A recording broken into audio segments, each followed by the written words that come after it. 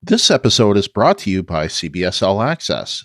If you don't already subscribe to CBS All Access, please use our affiliate link by going to talkthroughmedia.com/CBS. Using our affiliate link gives us a little credit, which helps us to keep bringing you great content. U.S. residents only.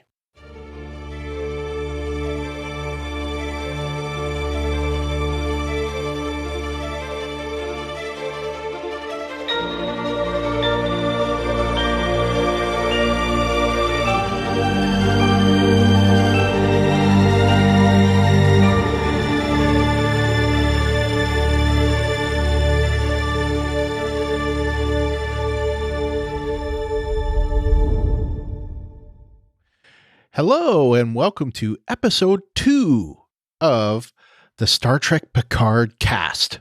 I'm Brian. And I'm Ruthie. And tonight we are going to talk about everything that isn't Picard on this episode. Well, actually, that's not even true. Specifically, what we mean by that are the characters that are returning to this show from Next Gen or other iterations of Star Trek. Namely, and we'll start kind of in order of show, I guess. William Riker, former commander, then captain, Picard's former first officer. Of course, Jonathan Frakes playing Riker, and Marina Sirtis playing Counselor Deanna Troi. And we know those two are married. Mm-hmm.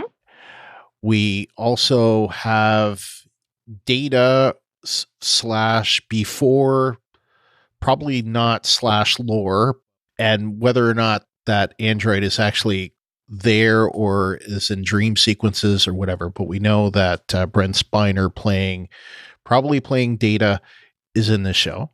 But we have a couple of other characters that we know are going to be in this show that maybe are a little more surprising to people. And that's Jonathan Del Arco playing Hugh, the individual Borg, I guess, from iBorg.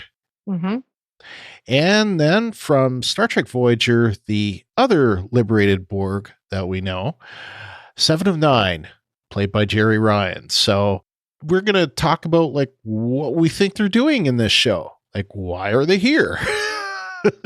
And see if we can figure out anything or see if we have any thoughts about what they might do or what we might like to see them do. So let's start it with 7 of 9, Jerry Ryan. First of all, when the trailer from San Diego Comic-Con came out, I don't know about you, Ruthie, but she was someone I did not think we were going to see in this show. It didn't even cross my mind.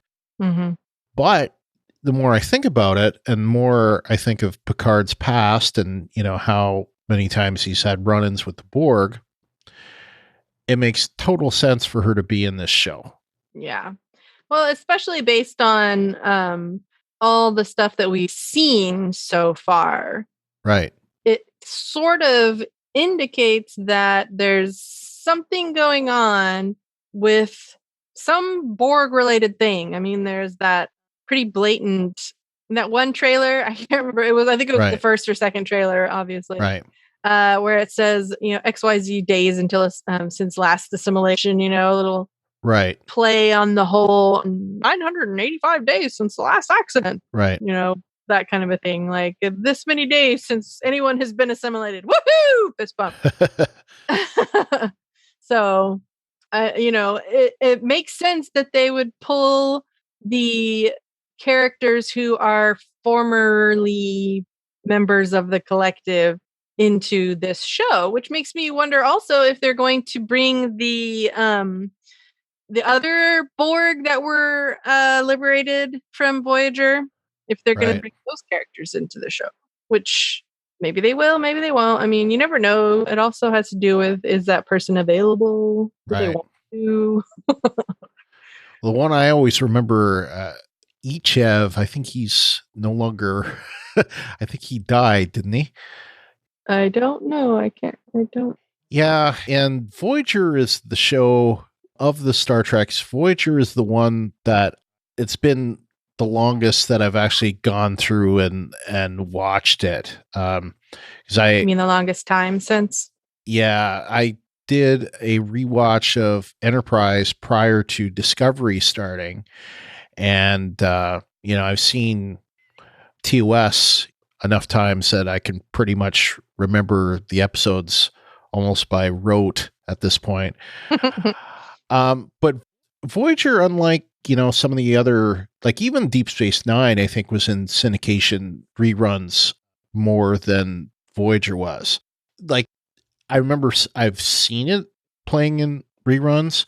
I know it's on BBC America, for example, but it's not. I've not watched it nearly as many times as pretty much all of the other shows. And I know some friends of mine, Mark, I'm talking to you. You say you don't like Voyager. No, it's not true. It just my thing about Voyager, I'll say, is that I really liked how it started, that dynamic, with the Maquis versus the Federation, Starfleet crew. And then they kind of got away from it. And it was like a great opportunity that they kind of left behind. Now, when they brought in Seven of Nine, I thought she was fantastic. She was basically a highlight from that show. Yeah. I think that she changed the whole dynamic of that show, honestly. She did. And not just because she was wearing a skin type bodysuit. Right. Right. Yeah. I like Voyager because Voyager has species 8472. Right. The only species that the Borg can't assimilate and basically kicks Borg trash all over the place. So, yes. That's one of the reasons I like Voyager. I mean, all of these shows have their up and down episodes. They're cranking out 20 plus every year or season or what have you. So, I mean, some of that stuff is not going to be as top shelf as the other stuff. But I enjoy pretty much all of it. I like Enterprise as well for what it was. I felt like they took some liberties I didn't quite appreciate as much, but right. I still enjoyed it. So, as has Discovery for that matter. Yeah. Klingons. Oh my goodness. Let's not talk about that. Yeah. But to that end, to get it back around, I think Seven of Nine was always had that kind of data element, which even the Doctor did as well on Voyager, but like striving to become human type of thing. But she was always a strong character. Like, yes, okay, they had her wearing things that are probably way too tight, but who am I kidding? I loved every minute of it, but just to, you know what I'm saying? They didn't need to do what they did. But in terms of a character and the way that she was written, the way that she was acted by Jerry Ryan, I mean, she was great. She was definitely a strong part of that show and definitely like a great counterweight to Janeway, I think. Yeah. So people that give me pause about Voyager, no, in fact, once I'm finished my next gen rewatch, I'm going straight into Voyager, which I actually started a way back. Like, so I think I watched the first 5 or 6 episodes, but then I got away from it. This was like 5 or 6 months ago. Anyway, I'm going to go back and start the rewatch of Voyager after this. But I think if the Borg are going to feature heavy in this show, and the fact that, from the things that we've seen, Seven of Nine and Hugh, it makes sense that it is going to feature heavy. I think having Seven of Nine in this makes total sense. And I also like what they seem to have done, which is it's close to 20 years later. So she has become more human-like. She's not as stunted as she was. if you remember how she used to talk, the way that she talked was very stunted, very like robotic almost. Yeah, I was gonna say, I don't know if I would say stunted is the right word. I would say that she's not used to communicating vocally. Right. So having to relearn language basically, and not only relearning language, but learning things like slang and social mores and basically all the things that we don't really think about consciously being people, being humans and interacting with others. It's like she is honestly, I mean, if I could compare it to anything, I would say it's almost like she's a child with autism who's learning how to interact with people. Yeah. Because she doesn't really understand. She takes things very literally.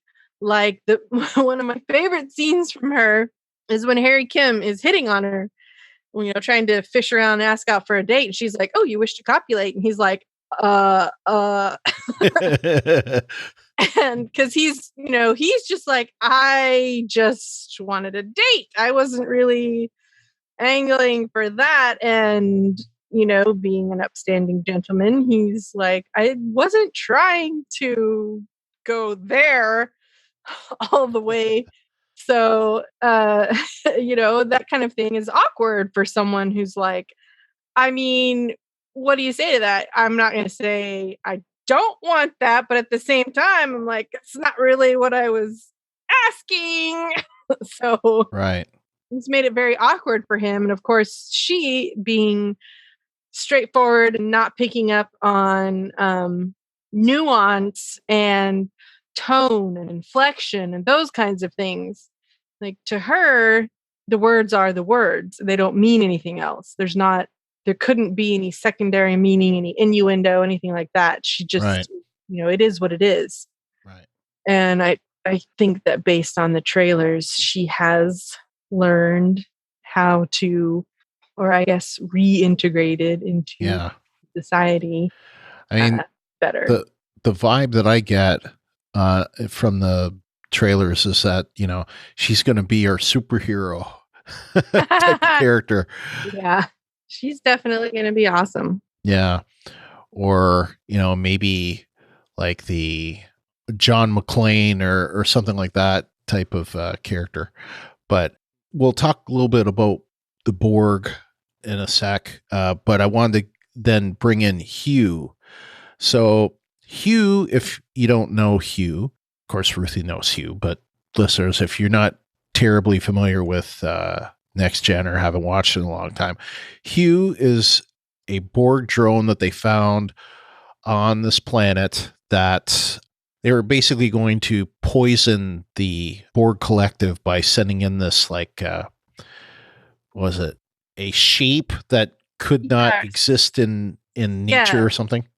I think a logic problem that had no solution or something like that. Right. They would basically spend all their time trying to solve. Right. Pretty much. And they ended up not doing that, really. Right.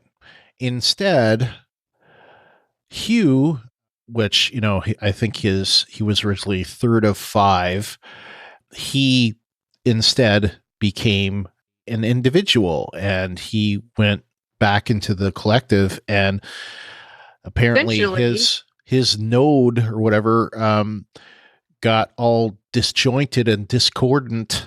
And we see later Lore, who is Data's brother, so to speak, but the evil Lore twin corrupts the collective and tries to take them over. And they basically essentially accomplished their goal unknowingly by giving Hugh an identity. Right.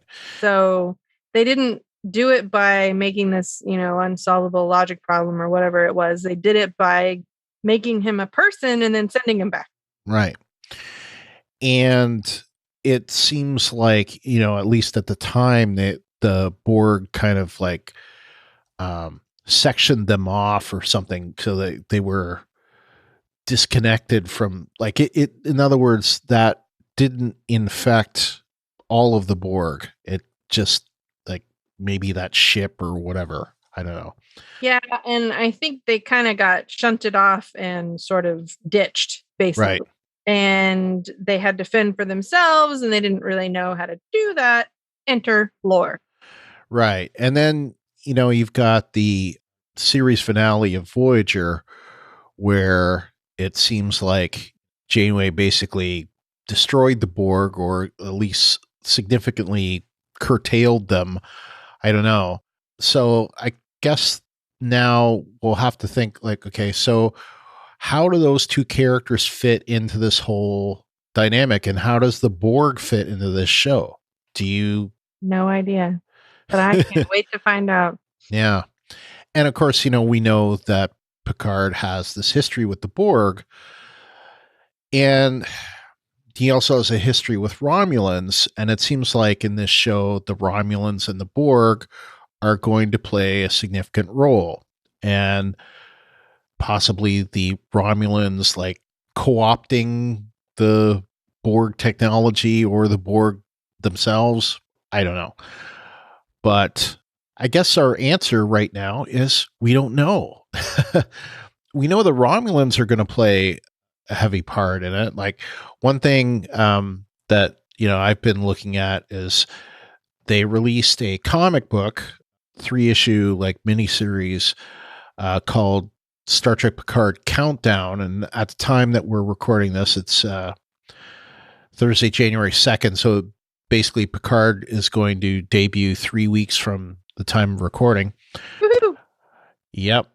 They've released the first 2 issues of this, and there's no Borg in that, just, not to get too spoilery, but the Romulans are a big part of this comic book. So we know that the Romulans are obviously a big part of this. And beyond that, we don't know. We don't know of any Romulan characters from the past that are going to be in the show. They could be. Like, I'd love to see Sela, Denise Crosby's character, the daughter of Tasha Yar. That would have been awesome. I think we said before that it would have been a really good choice to bring her into Star Trek Nemesis instead of Shinzon. But, that's not the way it went. But all right, so I love Tom Hardy. All right, so Data, or B4. How is Data going to play into this? I think we know at least one part of it is going to be actual Data. Yeah. But I think the drawer is going to be B4. Yeah. So, I mean, I don't know. I don't know how. I feel like that one video I watched that pretty much did a micro look at every single, at the trailer in Right. like a freeze frame trailer, watching the trailer thing. Right. They sort of surmised, or what have you, that that's possibly a dream sequence. Yeah. Mm-hmm. I feel like that's probably right. It makes sense to me that that would be a dream. Yeah. I think that Data is going to play into it definitely from a dream perspective, but there also seems to be this other thing. Like, we see these android looking figures. We see one has F and 8 Fate, a nice Soon type name, on his forehead, and he is Data like. I mean, he's not, doesn't exactly look like Data, but he's android like. He definitely is android like. So I wouldn't be surprised if a part of this is, maybe, like, we get little hints that maybe the Federation isn't what it used to be. And maybe, some of those laws, those, decisions that Picard had a lot to do with, like in The Measure of the Man, Mm-hmm. where Data's, status as being, Autonomous. autonomous, sentient Thinking. thinking Feeling. android that, has all the rights that a carbon-based life form would. We have to think that, well, I shouldn't say we have to think. It stands to reason that perhaps the Federation might be using androids like Inappropriately. like that whole, building an android army kind of thing. Mm-hmm. And I wouldn't be surprised if this one character played by Alison Pill, Dr. Agnes Girardi, is involved with that somehow. Because we see her with Picard as they open up that drawer and find B4 in it. So I tend to think that somehow plays into it. And maybe that's why Data is, appearing to Picard, like he's kind of having dreams or nightmares or visions or whatever. By the way, one other thing to mention about Picard, I guess. Picard in the series finale, he, we have this like alternate future, I guess, that we see. We don't know how true it is because, he gets married to Dr. Crusher, and obviously they split up, but he gets Irumodic syndrome, right? So he's having mental issues. Does this happen? I don't think it does. I tend to think if he actually has that, they treat that, they are able to do something about it before it happens. I don't know. But I think that it's premature to say that because I don't think that we've reached that far into the future yet. I got the impression that we did, but it's not. I would say that it's not for sure. But what makes you think that that's the future that we're in? Because that was supposed to be 25 years from season 7. So, and that would actually be an earlier point than where we see Picard in 2399, if this is 2399. So that's why I say that. But, this is speculation. We don't know for sure.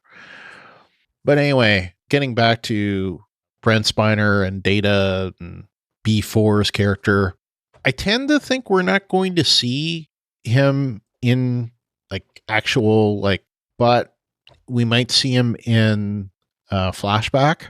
I don't know. We're definitely going to see him in some kind of dream sequence. I like that one scene that we see him painting in the vineyard. Yeah.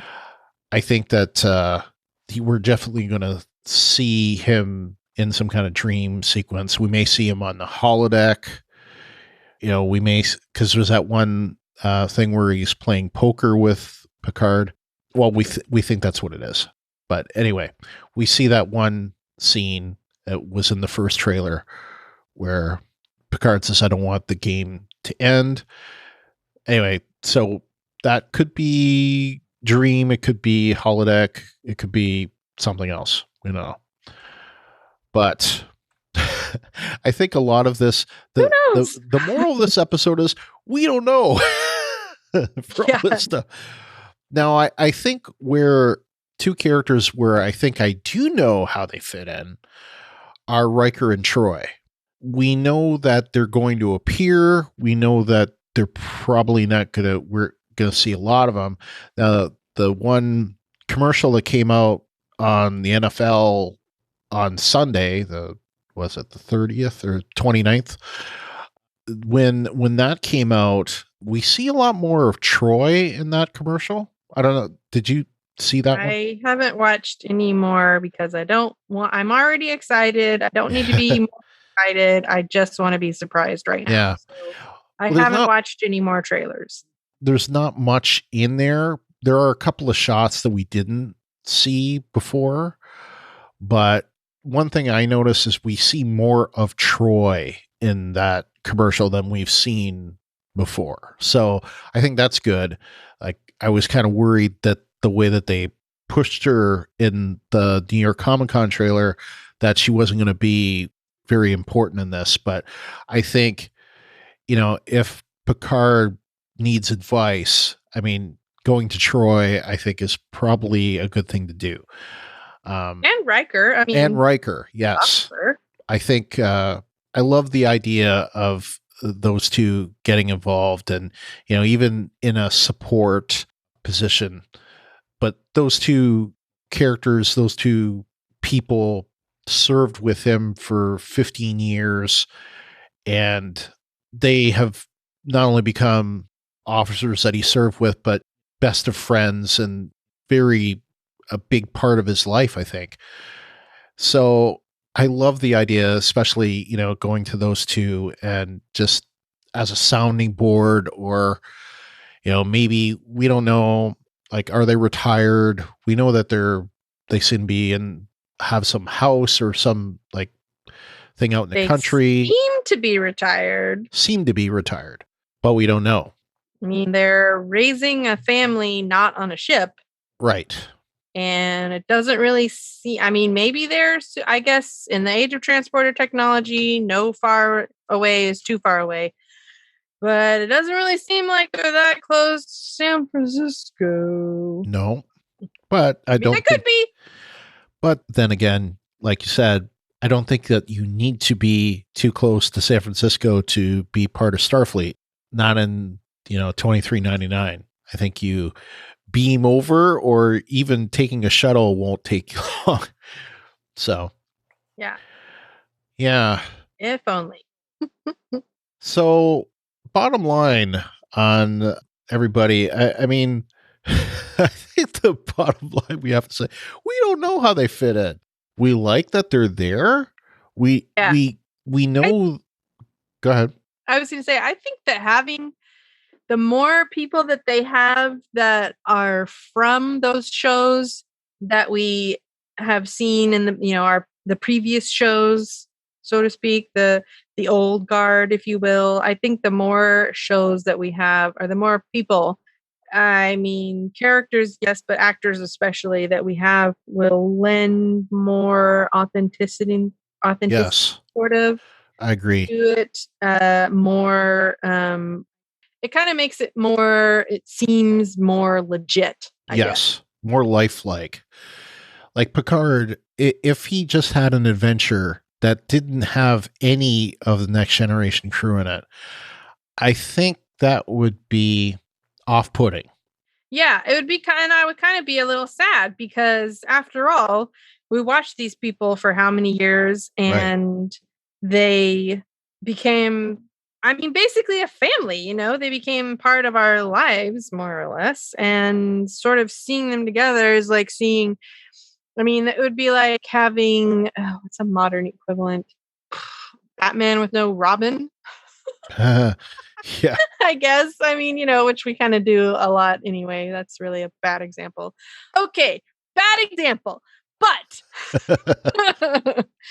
it would be like just seeing, I don't know, all I can think of is like Starsky with no Hutch, Laverne and no Shirley. Those are all super old that people who are young wouldn't have any idea what that was. So. Anyway, it just seems weird, like chocolate with no peanut butter. Let's put a couple of questions in here. So, first of all, of those 5 characters that we talked about, which of them are you most excited to see? 7 of 9. I think I'm most excited to see, maybe 7 of 9. Riker and Troy, I think I'm excited to see as well. But I know that they're not going to have that. I don't think they're going to have that big of a role. So definitely 7 of 9. I think 7 of 9 is going to be a different character. So in terms of like seeing her in a much different way, I think that's going to be really good for the show and good for the character. And I don't know whether she's going to be considered a regular. I don't think she is. I think she's a recurring, but I'm hoping that she does have a big role in the show. So, yeah, I'm looking forward to seeing her, and then followed by Hugh close to him. Yeah, I'm not. I mean, Hugh, I'm interested to see how he fits in. It seems to be there's some overlap there between Hugh and Seven of Nine, but like maybe there's a liberated Borg support group that they're both in or something. Borg's Anonymous.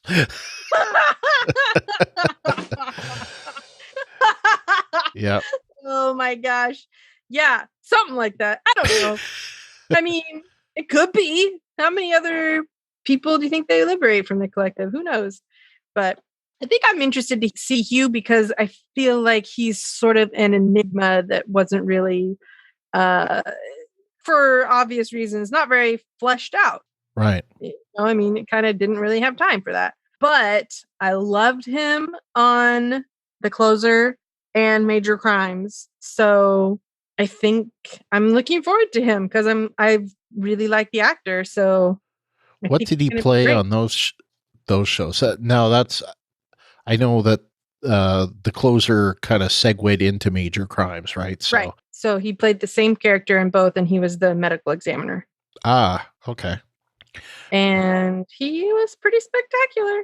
I mean, I liked him. I don't know if I'm spectacular, but he was great. I mean, he was good. It wasn't like I enjoyed watching him. I will say it wasn't like he was doing anything particularly out of the ordinary or anything like that, but he was great. I liked him. So, all right. So another question that I'll ask is, we don't know this for sure, but it is possible that there are characters that are, you know, from Picard's past or from the past of Star Trek that are in season 1 that they haven't revealed yet.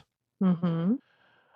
Are there any characters that you're hoping to see that haven't been announced? Beverly Crusher. Beverly Crusher. I agree. Wouldn't it be awesome if they're married and, you know, somehow they've kept that all secret? We haven't seen it yet. I am secretly hoping for that. I really am. I'm like, please. I am too, actually. I have to admit.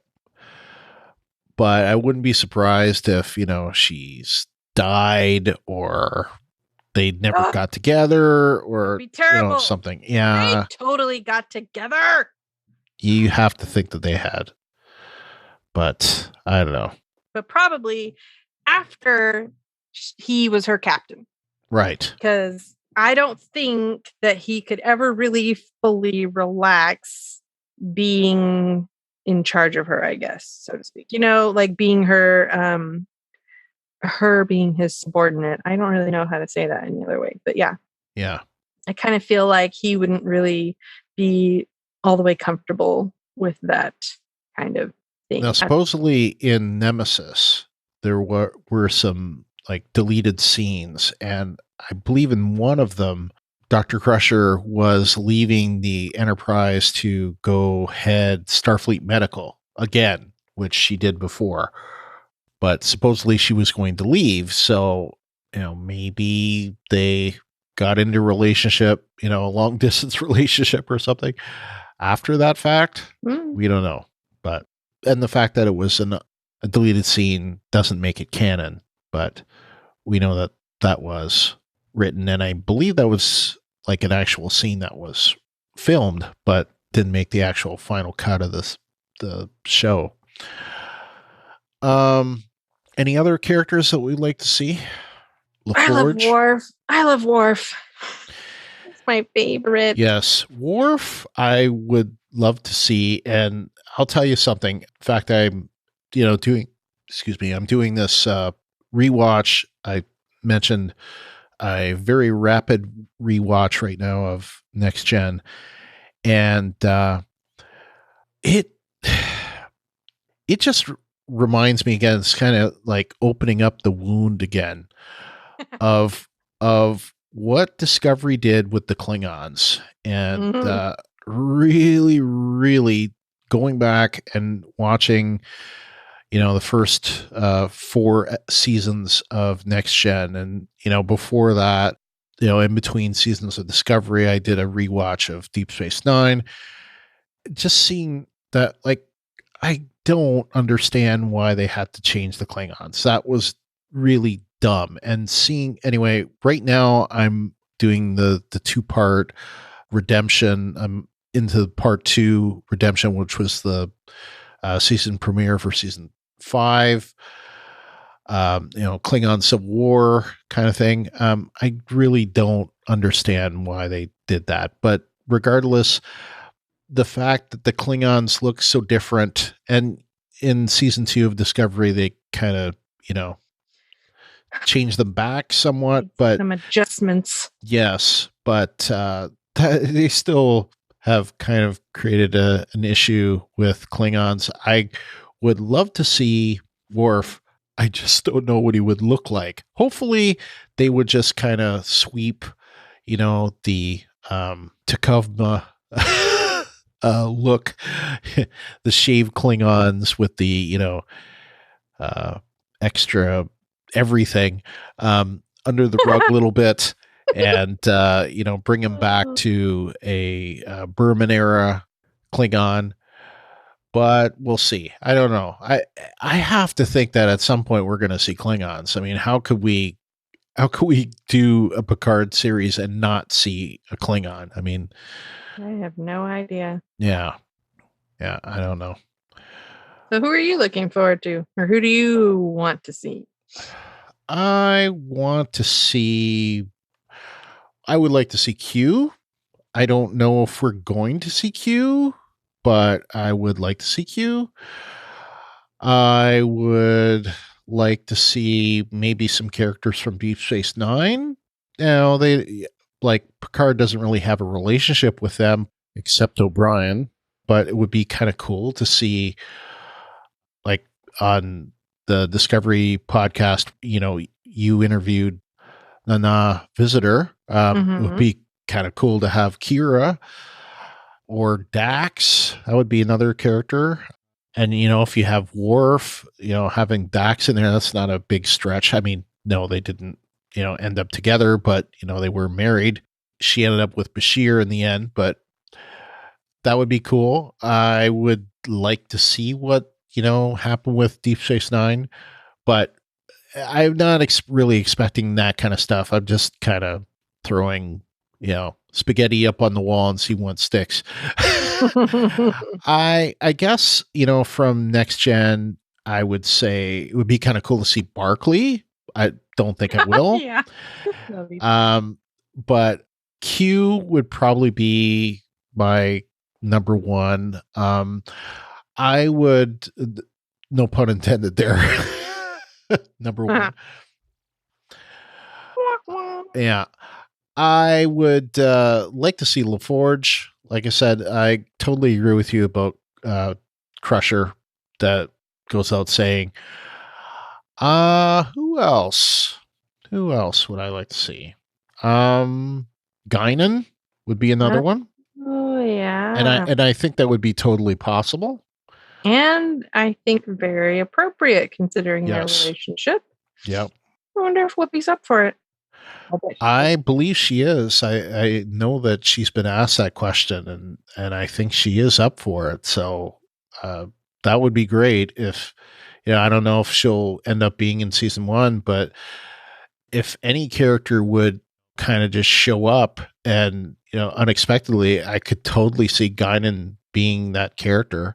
And she would be like another character that Picard could go to for advice. Right. I can't really think of anybody else that, I mean, there are other characters that, Picard dealt with, like Vash or, but I don't really have like a strong desire to see them. I would, but Q would be kind of cool. I don't know how he would fit in to this. And, what does an old Q look like? Because, John Delancey looks a lot different now. So also aged. Yes. As all long as all the rest of people have. all the actors have. Yeah. Time waits for no man. Yeah. I don't know. I can't think of anybody else, but Me neither. I mean, that's kind of maybe what was her name? The Romulan captain or commander from Nemesis. Maybe I could see her being in it. maybe. But I don't have like a strong desire for her to be in it. Nella Darren, I don't think that we could see her in there because that was a character that she was in. What was it? Lessons, the one where Picard's playing his flute in the like Jeffrey's tube or something. Anyway, I don't think that we'll see her because I believe the woman that played that character has passed on. So I don't see that. Well, it wouldn't be the first time that a character has been recast. Right. So I kind of don't want that to happen. No, I don't think that would be a good idea. Some people have thought that one character that we see in, I think it was in the New York Comic-Con trailer, where Picard's sitting down and the other character says, I think that's like David Paymer, I think it's his name. He's like a well-known like character actor, but he says like, are you really want to go out into the cold or something like that? And some people thought that was the Traveler recast. That's funny. I don't think so. But beyond that, I think we're definitely in for an interesting thing. I think we're going to see a Federation that is unfortunately not the, shiny Federation that it once was. And unfortunately, that seems to mirror today. I think that, a dysphoric Federation, I think, kind of fits. And it also kind of fits with that story that seems to be suggested in Discovery Season 3. And I wouldn't be surprised. I think I mentioned this before, that I thought that maybe some of the events that we would see take place in Picard may end up screwing up the Federation, and we'll see that in Discovery Season 3. But we'll see. Maybe. I don't know. I think if there's one more character that if I don't get to have Dr. Crusher, then I would want his love interest from Insurrection. Oh, was her name? Niche? Her name was Anish, played by Donna Murphy. Yeah, that's who I would want. Yeah, said he had like 300 and something days of shore leave saved up.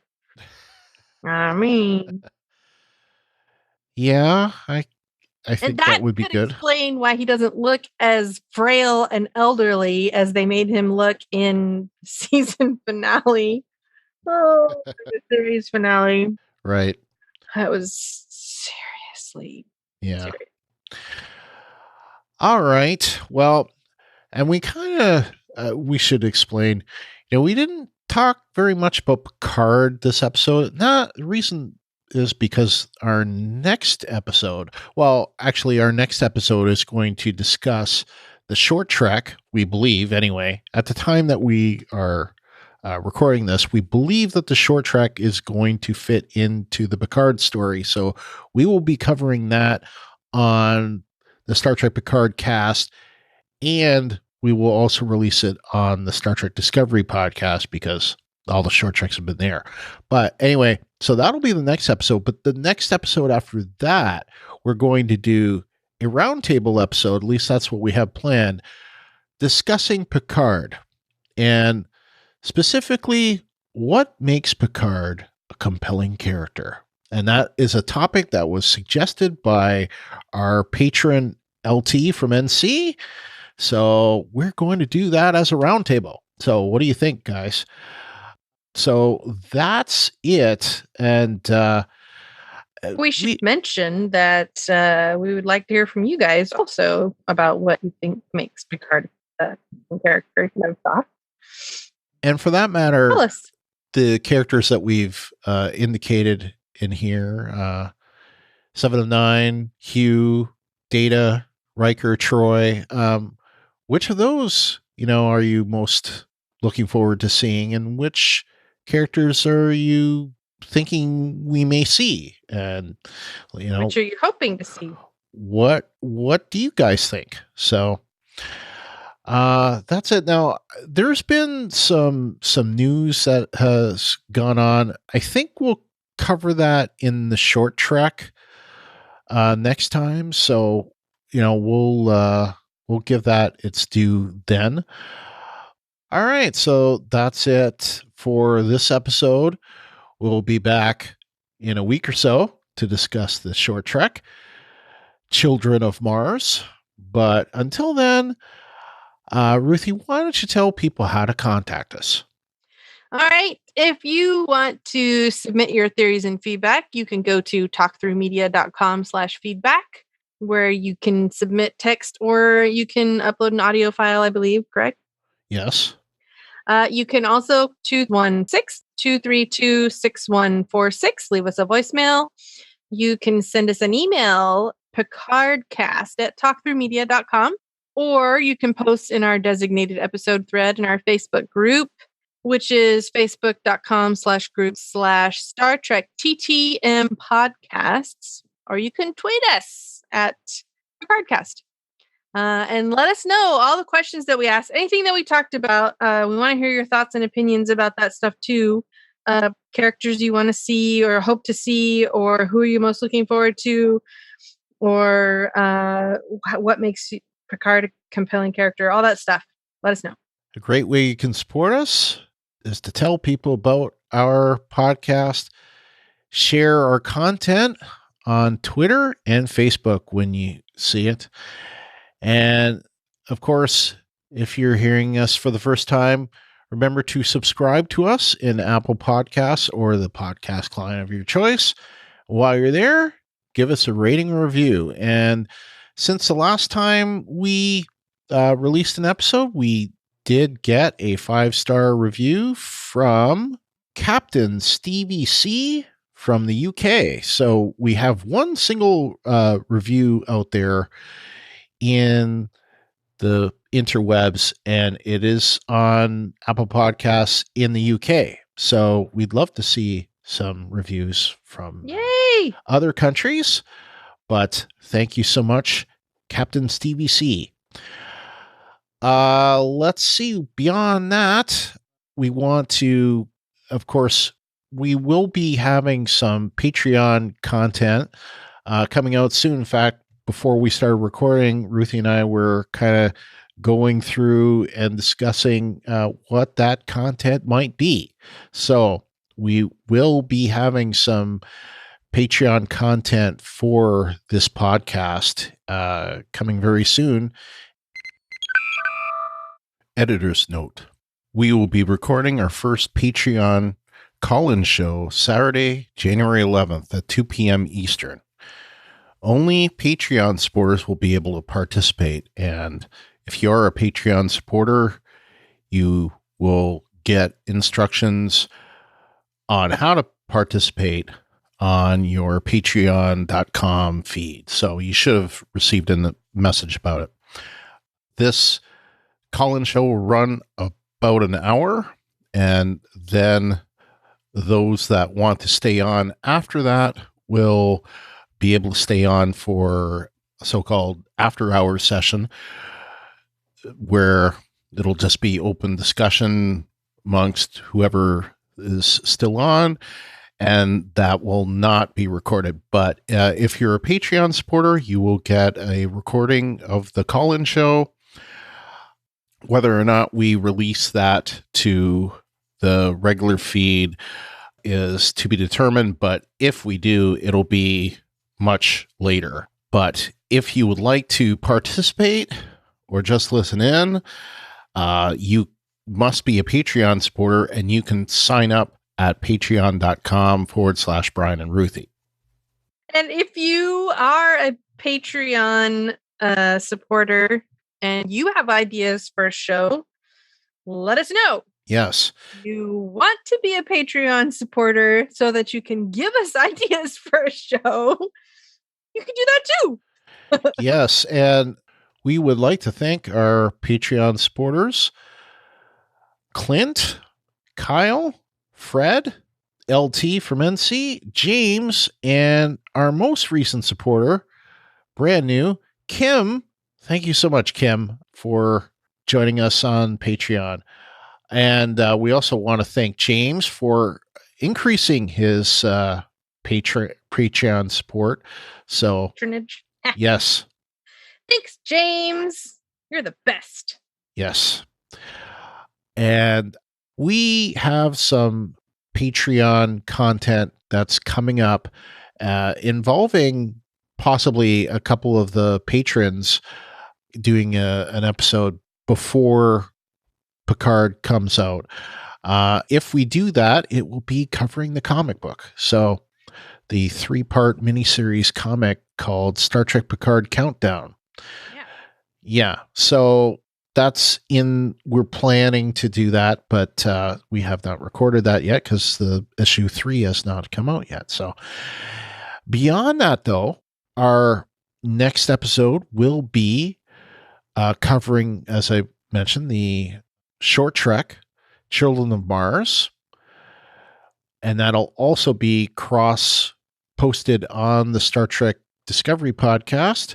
But this episode, you will only hear on the Star Trek Picard Cast, or if you subscribe to the Talk Through Media all-inclusive feed, you can get that there as well. So, do we know for sure that short trek is going to be a Picard short trek?